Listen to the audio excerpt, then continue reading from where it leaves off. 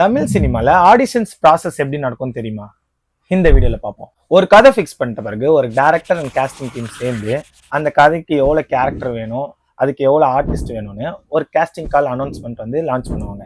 அவங்களோட இன்ஸ்டா பேஜ்லயோ இல்லை குரூப்லயோ இல்லை கேஸ்டிங் ஏஜென்சி மூலியமாவோ நம்ம கிட்ட வந்த ப்ரொஃபைல நம்ம என்ன பண்ணுவோம், கால் பண்ணி ரிஜெக்ட் ஆயிடுவோம் மோஸ்ட்லி. அது இல்லாம நம்ம name, age, height, weight, profile அதெல்லாம் நம்ம அனுப்புவோம். நம்ம போட்டோ அனுப்பிட்டதுக்கு அப்புறம் second round self type audition கேட்பாங்க. இதுல சீனு, டைலாக், சிச்சுவேஷன் அவங்களே கொடுத்துருவாங்க.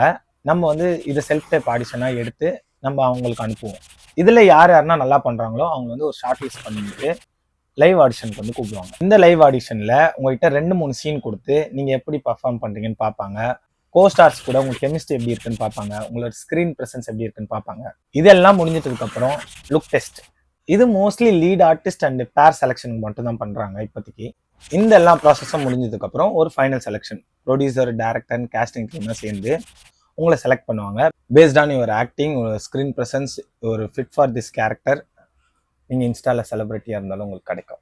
ஆடிஷன் வந்து உங்கள் டேலண்ட்டை டெஸ்ட் பண்ணுறதுக்கு மட்டும் இல்லை, உங்களோட பேஷன்ஸை டெஸ்ட் பண்ணுறதுக்கு கூட.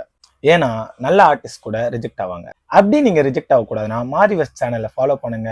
Until then learn together, grow together. பாய்.